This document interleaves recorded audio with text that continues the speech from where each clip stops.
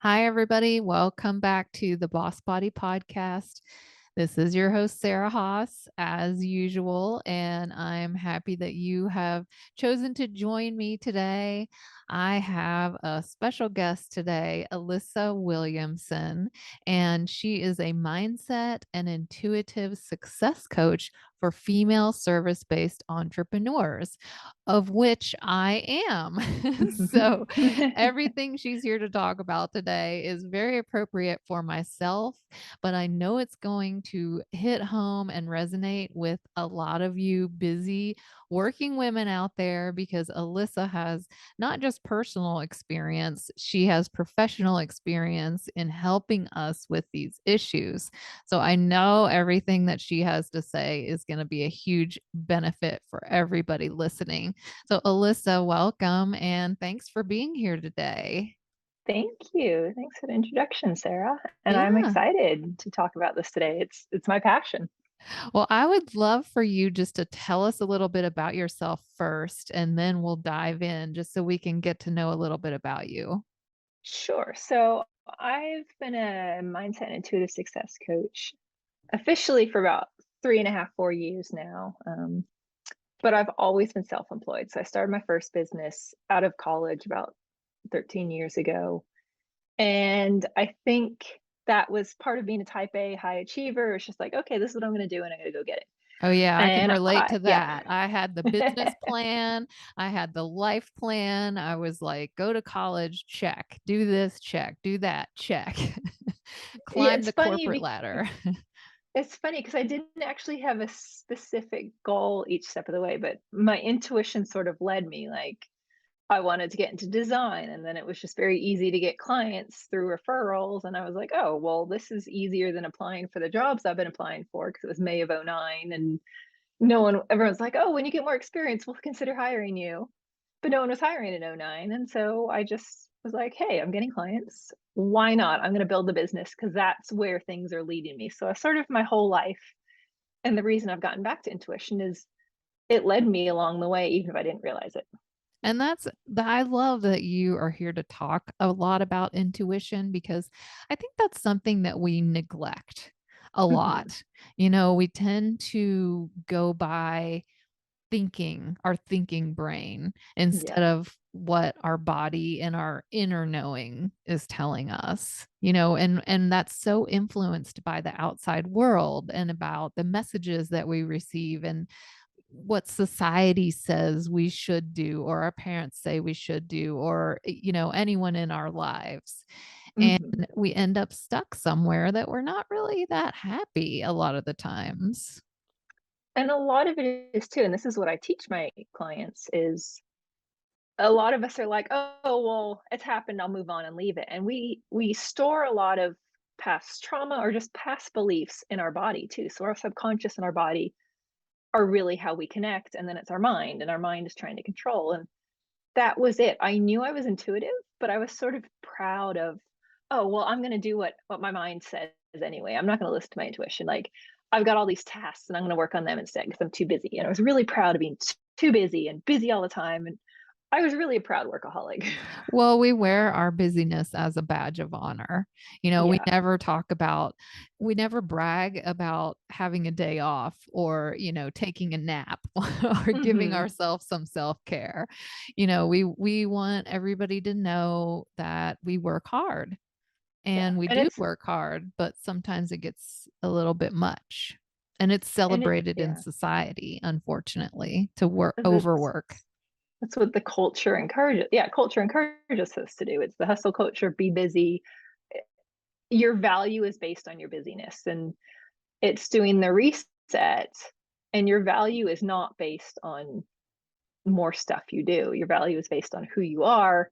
But that's a whole mindset shift too. And that's why intuition and mindset are like, these are the things I need to do to change my clients' world and just change the world too. So when you're working with your clients, is that where you start with the mindset part?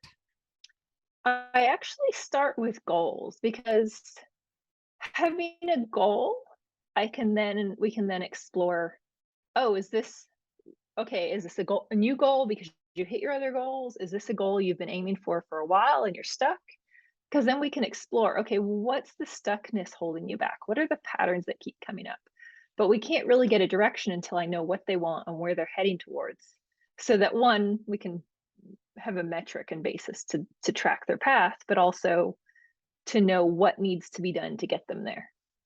So it's very the Yeah, first step is knowing their goal. and I want to point out that this doesn't just apply to business. So Mhm. you're not here just to talk to those who are entrepreneurs or have some kind of business goal. This applies to every part of life. And I say I'm a life coach for business owners because I'm like, what are your life goals? How does your business fit into that?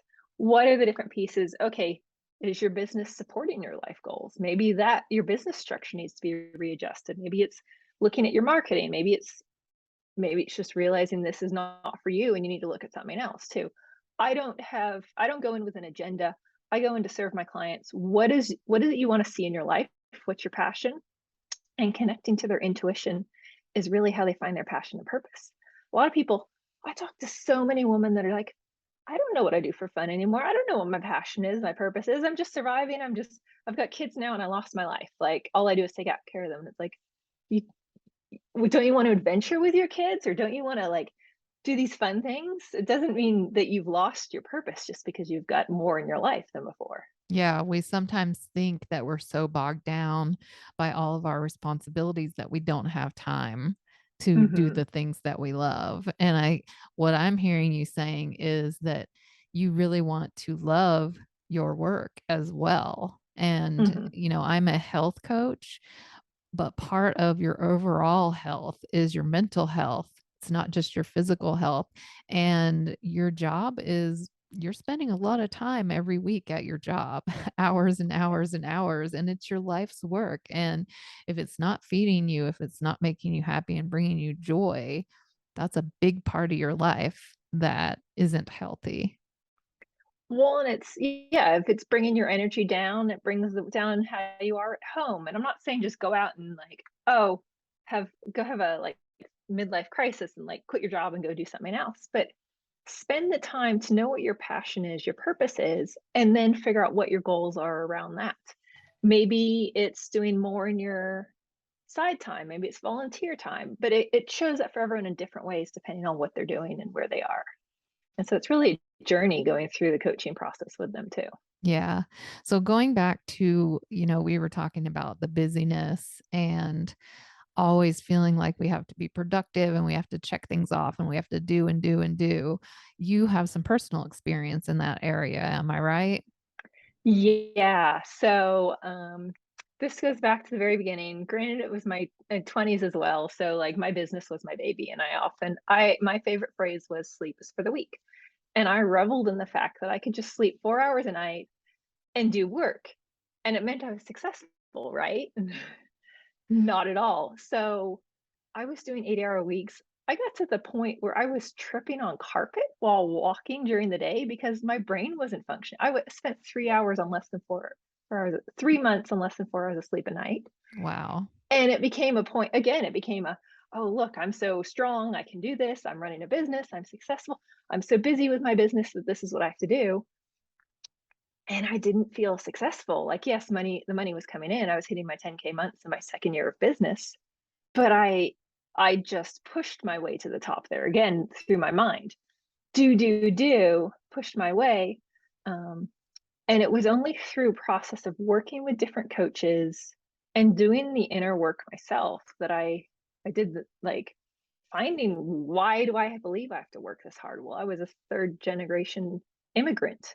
My grandparents immigrated from Europe to New Zealand after World War II. My parents immigrated from New Zealand to California. I moved from California to Oregon really when my adult life properly started. And so that's what you do. You just work really hard and you find success. Right. That was And sort so of it was mindset. ingrained in your Yeah. history that you will not be happy, you will not be successful unless you do and do and do and push. And you're making a new opportunity, a new world, and it will happen, but it's just going to take all this work. And so that was my own process of going through it. And then when I reached the point, I hadn't traveled in 5 years. That's my passion. That is one of my big lifetime goals. I'm like, I always want to focus on where am I traveling, where am I planning, whether it's a day trip or a weekend trip.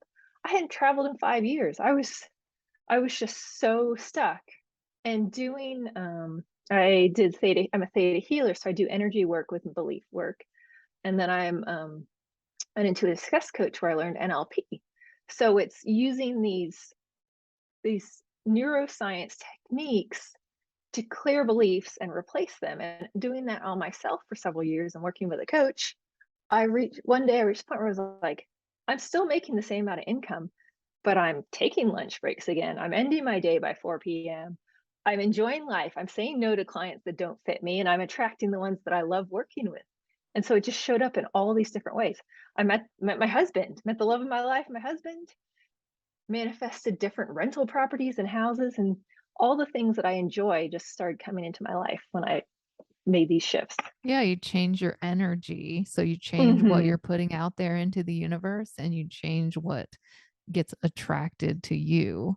So you were, making good money, but you weren't enjoying it. And what's the point? What's the Yeah, point of making money? It's to be able to do what you want with your life and have fun with it. definitely. And why be just working all the time? What's the point then if you're just working? Yeah. So if my listeners are thinking, okay, that's great. She had this mindset shift and she changed from, working 80-hour weeks to having a business that fed her and she would, all that sounds Mhm. wonderful, but how do I get there? Like what kind of steps can you give people like if they want to get started, if they're like, okay, this is me. I'm a workaholic or I love busyness and I'm always crazy and I have this long to-do list. How do I Mhm. how do I stop that cycle? Like where do I start? It comes with really keystone habits, and do one thing at a time. If you try and change your whole world, it's not gonna happen. I just did a training on time blocking, and most 75% of it was the mindset behind it.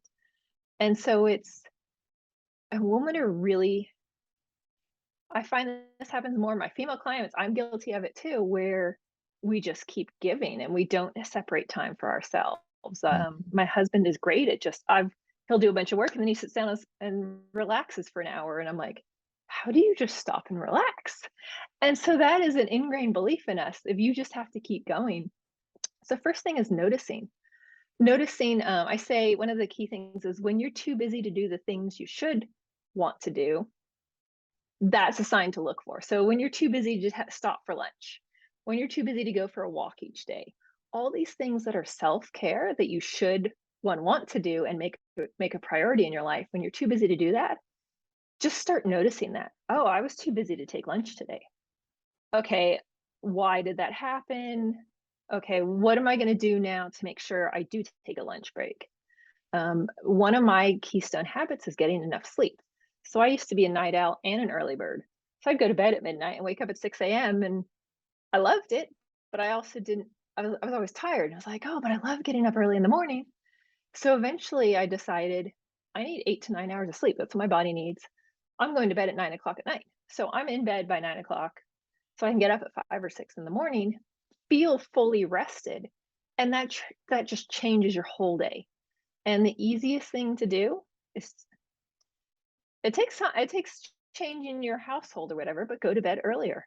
Mhm. Is get enough sleep. Like that's the one thing you can do because your brain is functioning properly, your body's functioning properly, and it trickles in. Your morning is better, And you're your going to day be is more better because productive and you're going to have yeah. more energy and you're going to be more focused. So, yeah, it all starts with a good night's sleep, 100%. And less pressure. I find when I wake up earlier in the morning, it's more expansive. I have space. I'm not rushing to make breakfast, rushing to get dressed, rushing to a meeting. I've got time. I can do some foam rolling, do some yoga or exercises. I can sit and meditate, or maybe I have some things I need to do personal and I get them done in the morning. But stress comes from pressure. So creating more space and expansiveness in your day. And that starts with getting enough sleep and being able to wake up early. And then having that nice morning routine to set your day up.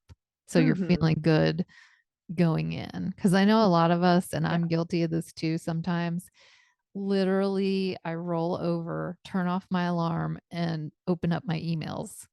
And that was a really bad habit that I had to get out of because I don't want the whole world rushing into my brain first thing in the morning. That's just overwhelming and that starts your morning in just a stressful way. So that was one of the habits I had to break myself out of. And I love that you're saying, have a routine when you can really do more by doing less. Mhm. And And that's you slow something, down yeah. and give yourself the self-care and eat food and get sleep and have, a morning routine.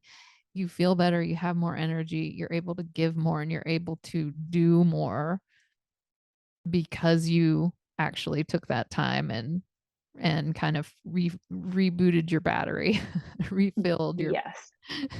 And the challenge is there's a lot of beliefs there, or there's a lot of unworthiness. I'm not good enough. I don't deserve this. I don't deserve to treat myself well. I don't deserve to put myself first. And that's where sometimes you can do it alone, but it's a process of removing layers from the onions, and that's where guidance is helpful. That's why I've had a mentor and coaches that guide me through that. I still do. I still work with coaches and healers and mentors when new challenges come up. But I one affirmation I heard in a group that I'm in that I love is it's creating the belief, the more I take care of myself, the more money I make. Because the better you feel, the more self-care you do, especially in, like, I say this specifically, like, creative fields. Because I was a designer for 14 years, and I would push myself, oh, I have to get 10 projects done today or whatever, and just force myself to do it. But if you give yourself space, go for a walk, while you're out for a walk, you suddenly get an idea, you get creative. That space is where creativity comes from. Pressure and deadlines doesn't create creativity. Little bit, like, sometimes people are work from that, but for the most part, your creativity comes from having that space. So, the more I take care of myself, the more money I make is, like, the one thing I try and get my clients to I put as a love that. priority. Yeah, I love that because you could really fill in the blank with whatever. The more I Mhm, take care of myself, the more energy I will have to spend time mhm, with my family, the better my relationships will be, the my health, I'll have better mhm. health, everything. The more I take Yeah, care of myself, dot dot dot, the better everything will be. and it's I haven't experienced it personally, but you hear the stories of, like, I was from the Bay Area of California, so very tech heavy, very go, go, go, and I knew someone, who got paralyzed on half her face because she was just working too hard, or, hear the attorney that burns out and, like, suddenly has a midlife crisis and throws it all in the air and runs away. The It's almost, again, like a badge of honor, but why are we getting to that point that we're doing that to ourselves, that our body is like, "You're not listening to me. I'm gonna break down." Yeah, I mean, I until had you're real in life crises. crisis. Yeah, we need to Yeah. make self-care a regular maintenance routine, not something you Mhm. do like, don't wait to get a massage when you can hardly move because your back is killing you. Do these things along the way as a maintenance. And make yourself a priority. I love to say, what are luxuries in your life that you want? And they don't have to cost money. A luxury, some of my favorite luxuries, reading a book for 15 minutes in the middle of a workday, um, taking a hot shower. I love taking a hot shower before bed. It just, like, hot water. If it was a cold shower, I wouldn't want to do it. So I just appreciate that there's a hot shower, like a good pillow, candles that you love the smell of. Like, some things can cost money and some things can be free. What is a luxury that you want more of in your life? Taking a Mhm. walk in the warm sunshine in summer before the seasons change. Choosing your luxuries and figuring out how to add more of those to your life. Yeah, I love that. One of my luxuries is going outside, and then another one is a hot cup of tea and a warm blanket. Yeah. And my kitten. And it's just, yeah, it's like finding your little happy place in little things. But Mhm. yeah, um, and that's part of, like, you were talking a little bit about raising your vibration or raising your emotions. Choose the things that bring you joy, because that will lead to more inspiration. That will lead to more fun in your life. You should be Mhm. having fun. Mhm. Even if you have to do chores, like, find either find something beforehand to make it to be in a good mood and have fun, or find a way to just make it fun. Or listen to a podcast while Yeah, you're doing the chores. That makes it fun, makes it go by quickly, just a yeah. little plug. Or wait for Awesome. inspiration. That's part of intuition too, is when you get those nigglings of inspiration, just follow them then. I paint my house and sometimes I'm like painting for a week straight and then I don't do it for a month and then I'm like, I want to paint the house again and I work on another room and get it done quickly rather than being like, oh, I should go paint the kitchen right now and not enjoying it. I let the inspiration decide when I'm going to do it. Yeah. Awesome. Awesome. So just to kind of recap for people that are listening, what I was hearing you say is first of all, it starts with awareness, just being aware Hmm. of your habits and the beliefs that you have grown up with. And then you're able to challenge those beliefs and start changing those habits and doing it in small steps. Like, Hmm. first of all, trying to get enough sleep. And then, secondly, having a routine. And then adding in some self care throughout the day. Exactly. Yeah. And it really, you have to be aware of it. You have to notice when you're not putting yourself first because, and then not be proud of it. Be like, oh, this, I need to be a priority. Self care really should be our number one because no one else is ever going to take care of us. No one else is going to go take our body for a walk for us Mhm. or Oh, move yeah. it or do exercise. Yeah. Self-care. I preach self-care all the time because it's something that we women struggle with. Like you said, we feel like we're not worthy. We feel like we need to take care of everybody else. We feel like Hmm. everything else needs to come first. And I am all about giving other women permission to flip that switch. And so I love having other women like you on the show to help really promote that vision because women need support of other women. And when we see an example of someone taking care of themselves, it gives us permission to do the same. So I want to thank you for your message. I think it's one that many, many of us can relate to and something that can help a lot of people. It's all about women raising each other up. And this just made me think of a movie I saw, and I don't remember what happened, but she like like woke up after passing out or something, not like super bad, but just woke up, found a bar, went into the bathroom, and all these women came in, and like your first thought is, oh, they're gonna rip her apart.